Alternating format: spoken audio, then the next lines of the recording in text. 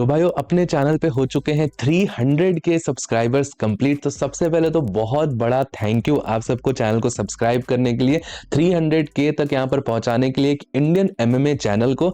तो उस बारे में इस वीडियो के अंदर डिस्कस करेंगे, सारी चीजें आप सबको बताऊंगा। लेकिन उससे पहले आप सबको बताऊंगा इस हफ्ते होने वाले UFC 323 इवेंट के बारे में, जिसमें मिराबडोलिशविली पीटर यान की फाइट होने वाली है। उसकी डेट टाइमिंग्स कहां पे देख सकते हो।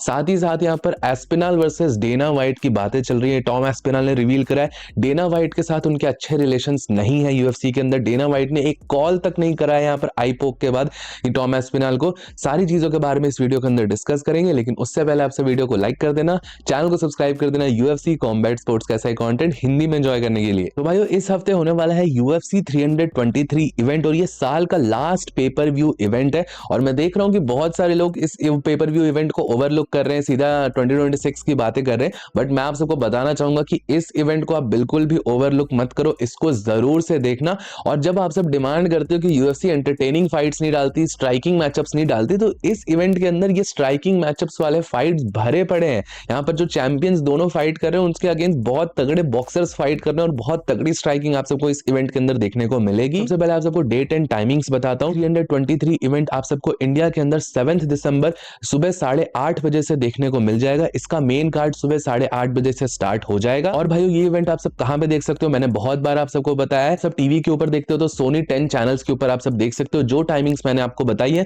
उस टाइम पे सोनी 10-2, 10-3 चैनल्स है, उस टाइम पे आप सबको देखने को मिल जाएंगी। साथ ही साथ आप सोनी लिव ओटीटी प्लेटफॉर्म को यूज कर सकते हो। मैं पर्सनली सोनी लिव ही यूज करता हूं। एक सब्सक्रिप्शन फी आपको लगेगी, बट आप इस इवेंट को बहुत आराम से एंजॉय कर पाओगे। सारी चीजें आप सबको वहां पे पता चल जाएंगी, किस तरीके से क्या देखना है, और वो सामने आपको स्क्रीन पे भी आ जाएगी। कोई फाइट मिस हो जाएगी, कोई पुराना इवेंट देखना, सारी चीजें आप सोनी लिव पे देख सकते हो।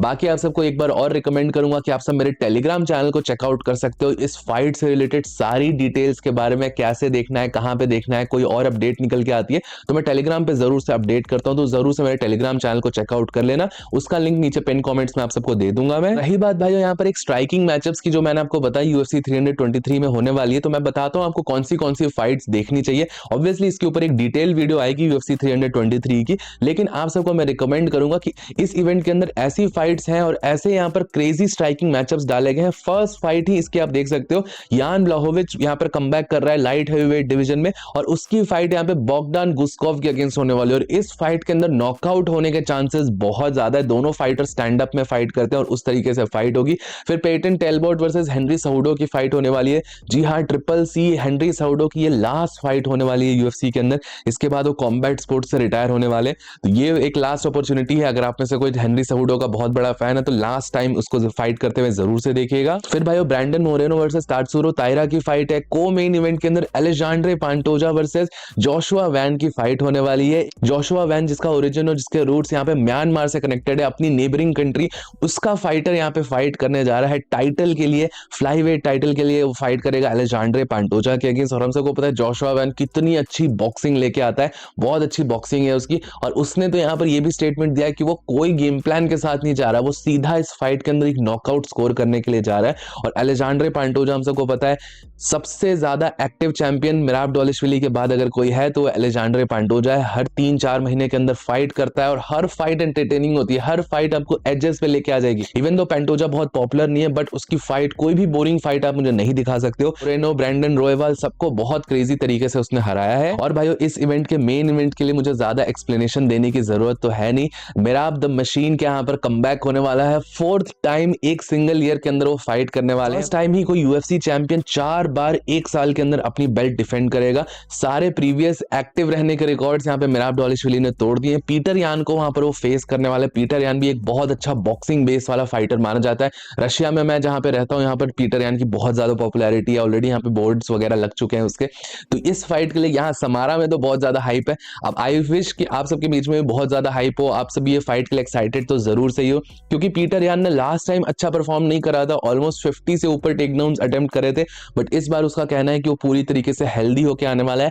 5 राउंड की फाइट उसको मिल रही है। और अंडर एस्टिमेट किसी भी फाइटर को नहीं करना चाहिए यूएफसी के अंदर। हम लोगों को पता है कब कौन सा फाइटर यहाँ पे किस तरीके का परफॉर्मेंस दे, कोई भरोसा नहीं है। जोशुआ वैन को हम देख सकते थे, आज से 1 साल पहले ये रैंक्ड भी नहीं था यूएफसी के अंदर, और आज सीधा वो टाइटल के लिए फाइट करेगा। तो पीटर यान भले लास्ट फाइट के अंदर अच्छा परफॉर्म नहीं करके गया था, और यूएफसी का यहाँ पर ऐसा चलते आ रहा है कि रीमैचेस यूजुअली बहुत डिफरेंट जाते हैं जैसा एक्सपेक्टेड होता है। तो पीटर यान से मुझे ऐसा थोड़ा थोड़ा वाइब आ रहा है कि कुछ तो यहाँ पे कमाल कर सकता है। भाइयों, आप सबका क्या ओपिनियन है इस फाइट्स के बारे में, आपसे मुझे नीचे कमेंट सेक्शन में जरूर बताइएगा। बात करते हैं यहाँ पर जो फाइट की बात चल रही है टॉम एस्पिनल की। तो टॉम एस्पिनल ने 2 दिन पहले यूट्यूब पे अपडेट दिया था कि उनकी आई बहुत ज्यादा सीवियरली डैमेज्ड है, वो ब्राउन सिंड्रोम से सफर कर रहे हैं, और मे बी शायद उनके आई बॉल्स में एक स्टेरॉइड शॉट और साथ ही साथ सर्जरी, दोनों आंखों में सर्जरी कराने की भी जरूरत पड़ सकती है, ऐसा यहाँ पे टॉम एस्पिनल ने अपडेट करा था।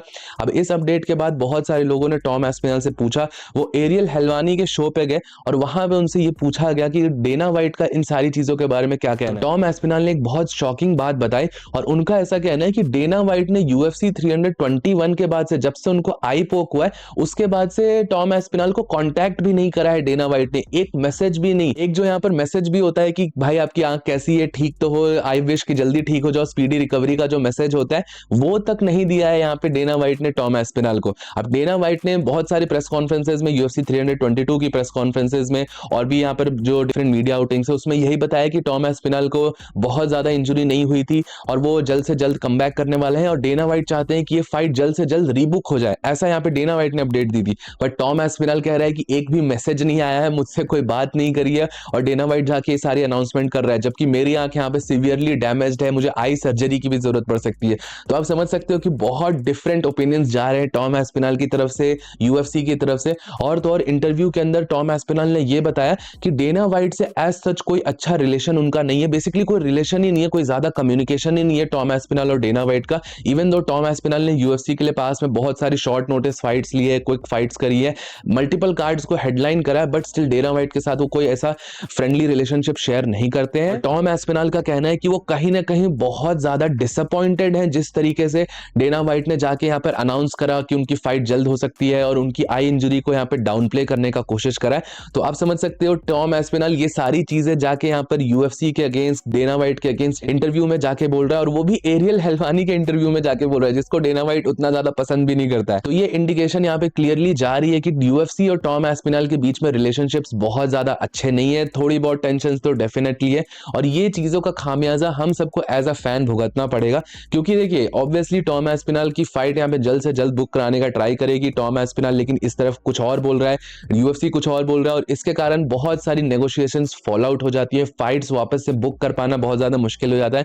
और हम सबको तो पता है, एक बार डेना वाइट किसी का एग्जांपल सेट करने पे आ गया, उसने लाइट वेट डिवीजन में अरमान सारूकिन का कराया, वो सिमिलरली यहाँ पे टॉम एस्पिनल के साथ भी कर सकता है, उसको फर्क नहीं पड़ेगा। एंगानू और डेना वाइट की भी अच्छी रिलेशनशिप नहीं थी, उस टाइम पे भी एक बहुत पॉपुलर हैवीवेट चैंपियन बना था फ्रांसिस एंगानू, बट डेना वाइट के साथ उसके रिलेशनशिप्स अच्छे नहीं थे, तो उसको अल्टीमेटली उसने यूएफसी ही छोड़ दिया। तो आई जस्ट विश कि टॉम एस्पिनल जैसा फाइटर जिसके पास इतना ज्यादा पोटेंशियल है मेगा स्टार बनने का, उसके साथ ऐसी कुछ डिस्प्यूट्स यूएफसी के साथ ना हो जाए, और ये सारी चीजें सॉल्व हो जाए, जल्द से जल्द इनकी फाइट वापस से बुक हो जाए। भाइयों, आप सबका इस बारे में क्या सोचना है, आप सब मुझे नीचे कमेंट सेक्शन में जरूर बताइएगा। आप सबको एक बहुत बड़ा थैंक यू बोलना चाहूंगा कि आप सबने मेरे चैनल के ऊपर 300K सब्सक्राइबर्स कंप्लीट कर लिए, 3 लाख सब्सक्राइबर्स यहाँ पे कंप्लीट हो चुके हैं अपने चैनल पे। मैं बहुत ज्यादा ग्रेटफुल मानता हूँ अपने आप को कि ये प्लेटफॉर्म मुझे मिला। एक्चुअली इंडिया जैसी कंट्री में जहां पर एमएमए उतना ज्यादा पॉपुलर नहीं है, उसमें मेरा चैनल, आउट ऑफ इतने सारे चैनल्स मेरा चैनल ग्रो हुआ।